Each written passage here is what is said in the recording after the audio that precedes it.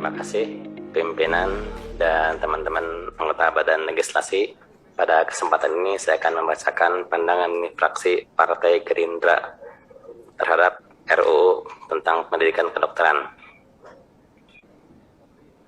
Pandangan fraksi Partai Gerakan Indonesia Raya Dewan Perwakilan Rakyat Republik Indonesia terhadap rancangan undang-undang tentang pendidikan kedokteran dibacakan oleh Jeffrey Romdoni, nomor anggota A92. Assalamualaikum warahmatullahi wabarakatuh. Salam sejahtera bagi kita semua. Salam Indonesia Raya.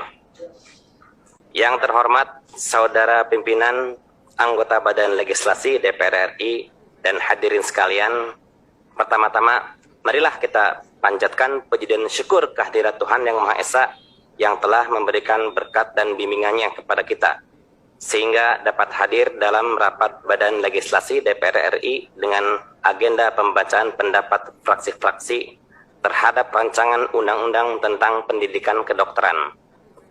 Perlu diketahui, daftar prolegnas prioritas tahun 2021 pada nomor urut 15 menyebut RUU ini dengan nama Rancangan Undang-Undang tentang Perubahan atas Undang-Undang Nomor 20 Tahun 2013 tentang Pendidikan Kedokteran.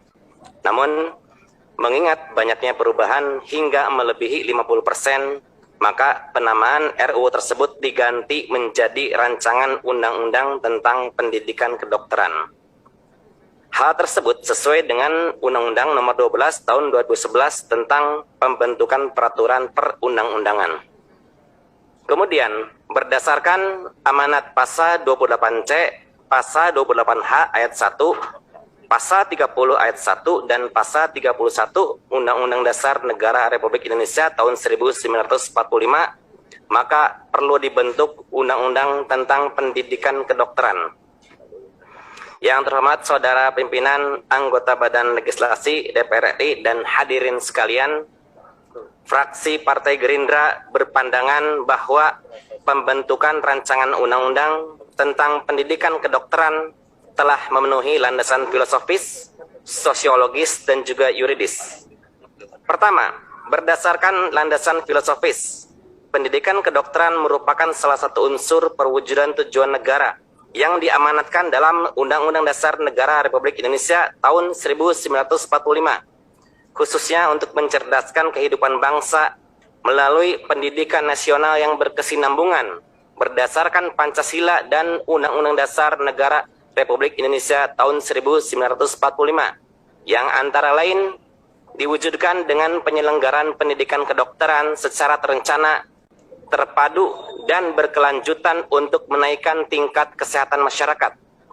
Kedua, berdasarkan landasan sosiologis, bahwa penyelenggaraan pendidikan kedokteran perlu dilakukan pembaharuan agar mampu menghasilkan dokter dan dokter gigi yang memiliki nilai-nilai Pancasila, serta mampu menjawab perkembangan global, ilmu pengetahuan dan teknologi kedokteran, serta ketimpangan persebaran dokter dan dokter gigi sesuai dengan tujuan sistem pendidikan nasional, sistem kesehatan nasional, dan sistem ketahanan nasional.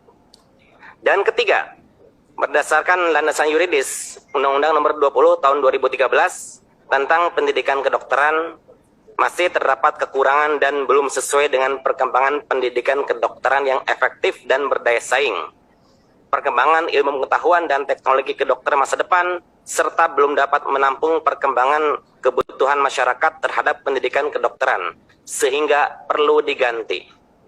Yang terhormat saudara pimpinan anggota Badan Legislasi DPR RI dan hadirin sekalian, fraksi Partai Gerindra memandang pentingnya kehadiran undang-undang ini untuk menghasilkan dokter, dokter gigi, dokter spesialis, dokter gigi spesialis, dokter subspesialis, dan dokter gigi subspesialis yang berbudi luhur, bermartabat, bermutu, berkompeten, berbudaya menolong, beretika, berdedikasi tinggi, profesional, berorientasi pada keselamatan pasien, bertanggung jawab, bermoral, humanistis, sesuai dengan kebutuhan masyarakat, mampu beradaptasi pada lingkungan sosial, dan berjiwa sosial tinggi.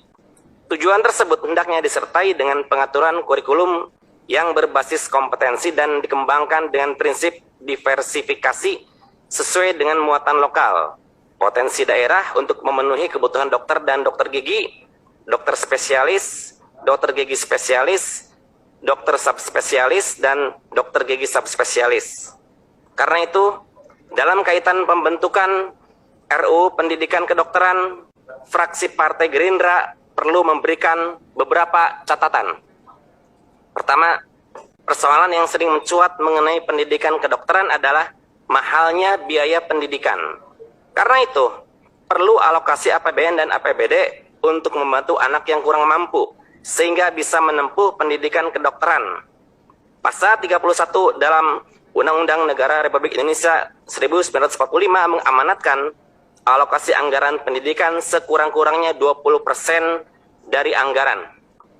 Kedua, pendapatan dan belanja negara serta dari anggaran pendapatan dan belanja daerah. Karena itu, pasal 57 RUU Pendidikan Kedokteran perlu mengatur besaran alokasi anggaran untuk pendidikan kedokteran bagi anak yang kurang mampu dari alokasi di APBN dan APBD. Ketiga, persoalan berikutnya adalah ketimpangan distribusi dokter. Saat ini, setiap 100.000 penduduk di Indonesia memiliki rata-rata 50 dokter. Namun, ada ketimpangan yang mencolok. Di satu daerah ditemukan jumlah berlebihan, dan di daerah lainnya ada fakta kekurangan. Solusi dan ketimpangan tersebut adalah diberlakukannya sistem kuota secara proporsional. Karena itu, pada pasal 19 tidak hanya mahasiswa dari daerah 3T atau terluar, terdepan, dan tertinggal yang harus kembali ke daerahnya. Namun, mahasiswa-mahasiswa dari daerah di luar 3T perlu juga didistribusikan ke daerah 3T dengan pemberian insentif yang lebih besar. Keempat, jumlah dokter di Indonesia terendah kedua di Asia Tenggara, yaitu sebesar 0,4 dokter per 1.000 penduduk. Artinya, Indonesia hanya memiliki 4 dokter yang melayani 10.000 penduduknya. Jumlah ini jauh lebih rendah jika dibandingkan dengan Singapura yang memiliki 2 dokter per 1.000 penduduk. Karena itu, perlu pengaturan ulang terhadap mekanisme pembukaan fakultas kedokteran atau fakultas kedokteran gigi, pelaksanaan uji kompetensi mahasiswa profesi dokter, penyelenggaraan pendidikan dokter atau dokter gigi spesialis dan subspesialis, kerjasama FK atau FKG dengan dunia internasional, dan lulusan prodi pendidikan dokter atau dokter gigi dari perguruan tinggi luar negeri, agar lebih cepat merespon perubahan dan memenuhi kebutuhan dokter secara ideal.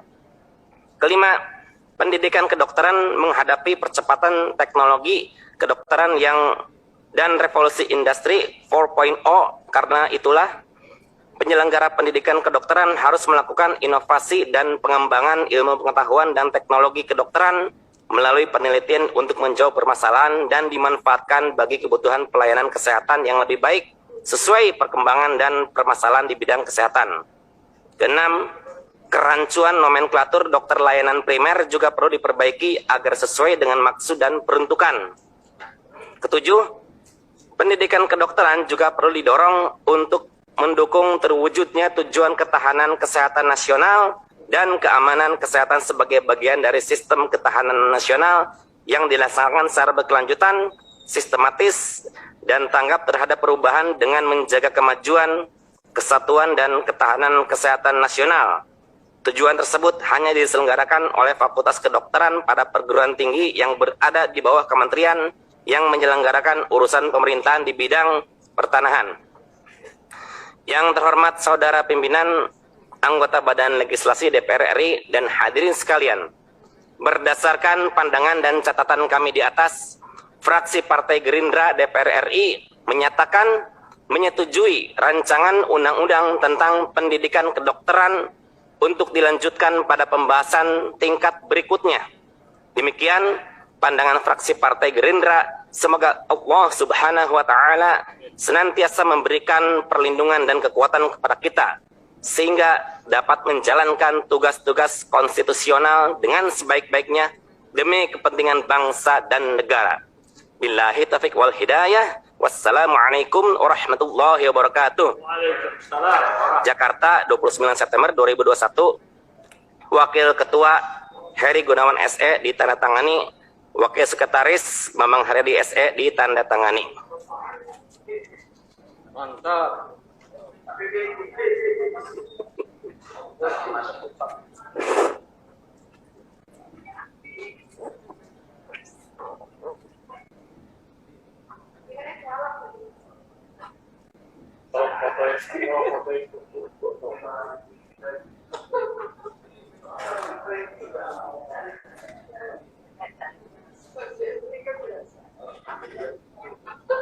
Belum sahabat saya di Kudus itu ya siap.